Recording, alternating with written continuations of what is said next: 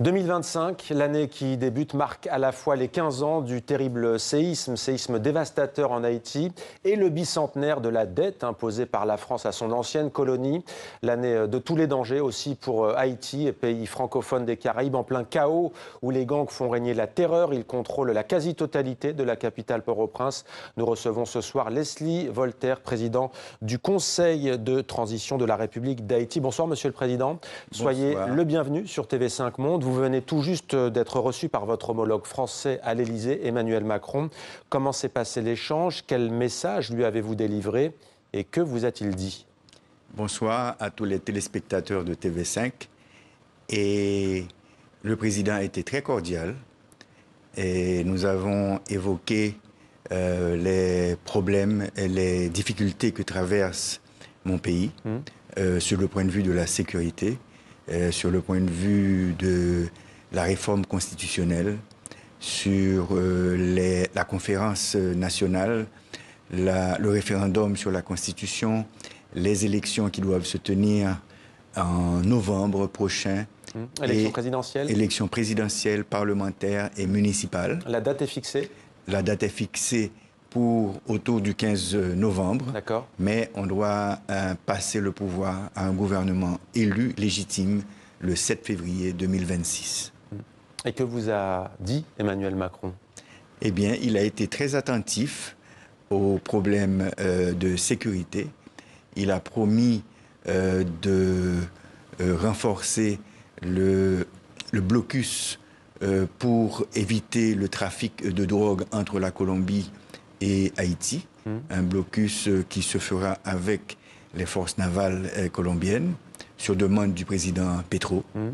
Et il a aussi parlé de renforcer l'aide en sécurité, en éducation, en énergie et en reboisement de l'environnement.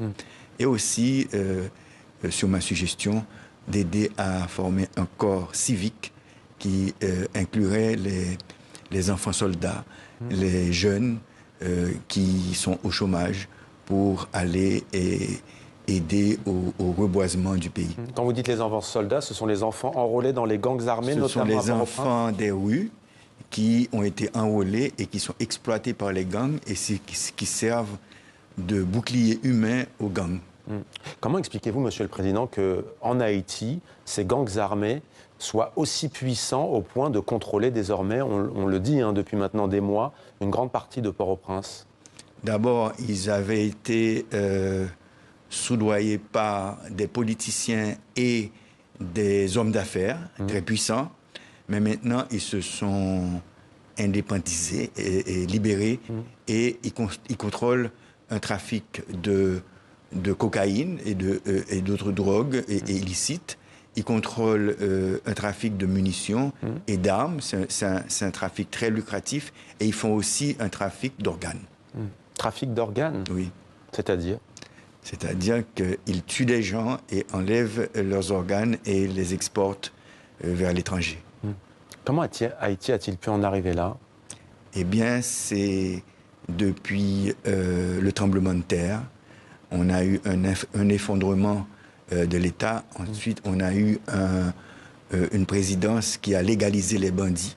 Et d'ailleurs, qui avait un slogan de bandit légal et qui s'est associé aux bandes armées et qui ont contrôlé le pays. La présidence, dites-vous, a légalisé ces gangs armés? Oui, c'est bien ça. Sous quelle présidence? Michel Martelly, l'artiste. Ouais. Pourquoi? Pour contrôler le pouvoir, pour avoir un pouvoir de milice qui contrôle le pays. Ça, Michel Martelly, ancien artiste, vous l'avez dit, il a toujours nié? Bon, il a toujours nié, mais les Américains et les Nations Unies l'ont mis comme un associé au gang et ont sanctionné. Le 7 juillet 2021, Leslie Voltaire, le président haïtien Jovenel Moïse, était assassiné chez lui par un commando. Cette tragédie a-t-elle aussi précipité la crise généralisée, politique, sécuritaire, économique? Oui, tué par un commando d'anciens militaires, de vétérans colombiens. Ça s'est avéré désormais? L'enquête l'a prouvé? Ils sont en prison. Il y a une vingtaine qui sont en prison et qui étaient associés aussi à des policiers haïtiens qui sont aussi en prison. Juste avant que la question m'échappe, parce que nous-mêmes dans nos journaux, nous parlons beaucoup de Port-au-Prince. On sait peu de choses sur les campagnes en Haïti. La situation y est moins violente? La situation est calme dans 8 régions géographiques qu'on appelle les départements géographiques. On en a 10 départements. Et dans la zone métropolitaine, tout le monde dit 85%, mais je pense que c'est moins que ça. Et aussi dans l'Artibonite, qui est la vallée où on produit du riz, les policiers, les militaires et les soldats kenyans qui font partie de la force multinationale ont pourchassé les bandits et ils ont réduit l'influence des gangs dans cette région. Samedi, au moment où vous rencontriez le pape François, on va y venir dans quelques instants, le Kenya annonçait le départ d'un nouveau contingent pour votre pays, 217 policiers. On peut dire qu'aujourd'hui, le contingent est porté à 1000 hommes. Le contingent est porté à 800 hommes. 800 hommes. 600 Kenyans, à peu près 30 Jamaïcains, 150 Guatémaltèques et à peu près 8 ou 10 Salvadoriens, mais les Salvadoriens seront 80. Venus du Salvador, quel bilan tirez-vous de cette aide qui a commencé il y a 6 mois, fin juin? Eh bien, c'est une aide qui est appréciée par les Haïtiens, mais qui n'est pas assez efficace dans le sens où on nous avait promis 2500 troupes et on n'a qu'un tiers. Maintenant que le secrétaire d'État Marco Rubio aux États-Unis a annoncé qu'ils vont financer la force multinationale, probablement que le président Ruto va envoyer les 400 Kenyans qui restent. Nous, on a déjà plaidé aussi aux Nations Unies pour transformer cette force multinationale en une force de maintien de la paix, pour garantir... Sous le mandat de l'ONU? Sous le mandat de l'ONU, pour garantir le financement, parce qu'on ne savait pas si les Américains allaient continuer avec le financement. Vous nous confirmez ce soir que les Américains vont continuer? Le secrétaire d'État Marco Rubio a annoncé qu'ils vont continuer. Et on n'a pas encore reçu le visa des Nations Unies parce que la Chine et la Russie s'opposent à cette force de maintien de la paix. La Chine à cause de nos liens avec Taïwan et la Russie à cause des Américains qui soutiennent l'Ukraine. Alors on voit comment la géopolitique internationale peut s'inviter justement et ajouter, si l'on peut dire, à la difficulté de la situation en Haïti, et parler de difficulté est un euphémisme. Vous avez évoqué des responsabilités intérieures, vous avez cité un ancien président tout à l'heure. Est-ce que selon vous, il y a aussi une part de responsabilité d'autres pays? On parle de la France, ancienne puissance coloniale, ou encore des États-Unis? Je pense que... Je le disais, c'est le bicentenaire de la dette qui avait été imposée par la France et qui avait mis à genoux Haïti. D'accord. Je pense qu'aux États-Unis, c'est très facile d'acheter des armes de guerre. La diaspora haïtienne, avec d'autres personnes aux États-Unis, peuvent acheter des armes et des munitions et les envoyer à travers la République dominicaine. Et comme la frontière est poreuse, ces munitions et ces armes atteignent le territoire haïtien. Et aussi les anciens militaires colombiens, ils font un trafic d'armes et de munitions et de drogue qui vont aussi en Haïti. Donc il y a cette raison. S'agissant de la France, est-ce que vous, en tant qu'ex-puissance coloniale, vous avez été satisfait par ce que vous a dit Emmanuel Macron? Est-ce que vous attendez plus? Est-ce qu'il faut une réparation, par exemple, s'agissant de cette question de la dette? Il faut dire que c'est le président Macron qui a évoqué la dette et que nous appelons la rançon. Et, la rançon. La rançon et la réparation.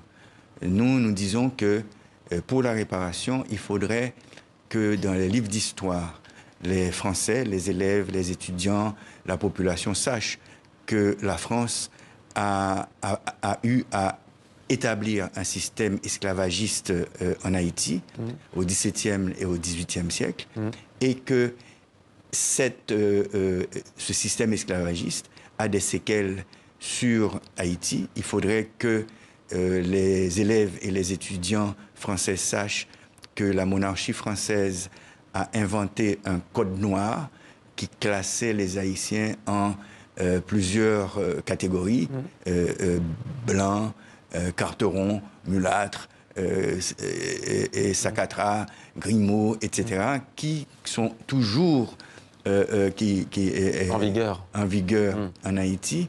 Et en ce qui a trait à la rançon, le 17 avril 2025, le roi Charles X a envoyé une flotte menacée. 1785. Vous avez dit de 1885. 1825. Oui, 1825. Vous avez dit 2025. Il y a 200 ans, on va dire. Il y a 200 ans. Bientôt, il y a 200 ans, jour pour jour. Et le 17 avril, le président Macron a dit qu'il va annoncer quelque chose. Ouais. Une reconnaissance. Probablement. Au printemps prochain, on suivra cela. L'administration Trump, Monsieur le Président, a décidé de geler les programmes d'aide, d'expulser les migrants haïtiens et de bloquer l'accueil des réfugiés haïtiens. Vous parlez de mesures potentiellement catastrophiques. Concrètement, pourquoi? Quelles conséquences? Oui, on a à peu près 200 000 Haïtiens qui ont bénéficié d'un programme du président Biden pour aller s'installer pendant 2 ans et travailler et envoyer des transferts d'argent en Haïti. Si ces 200 000 personnes reviennent en Haïti, on aura moins de transferts. Mais il faut dire aussi que le gouvernement dominicain expulse 10 000 personnes par semaine vers Haïti et aussi que la violence armée a déplacé près de 700 000 personnes de leur foyer et de leur quartier. Donc ça nous fait un problème où si le gouvernement du président Trump annule l'aide alimentaire, l'assistance humanitaire et l'aide au développement, ça va faire mal. Ouais. Et un dernier mot, vous avez rencontré le pape François samedi, il y a quelques jours. Il cite souvent Haïti dans ses discours, notamment Urbi et Orbi par exemple. Que vous a-t-il dit? Bon, d'abord, dans son encyclique Laudato Si, il prêche pour la maison commune, qui est la régénération de la planète. Il prêche aussi dans Urbi et Orbi d'une relation fraternelle et de solidarité avec les peuples. Et la paix en Haïti. Et moi, il prie toujours pour Haïti. Merci. Il n'y aura jamais une occasion. Mais moi, je lui ai demandé d'initier une conférence internationale de solidarité avec Haïti, ce qu'il a écrit de sa main sur une feuille de papier. Eh bien, voilà une information à retenir, une conférence internationale pour Haïti sous l'égide du Vatican. Merci beaucoup, Monsieur le Président Leslie Voltaire, d'avoir répondu à nos questions ce soir en direct sur TV5 Monde. Merci. Merci, Monsieur Mohamed Kassi. L'actualité culturelle de ce journal à présent.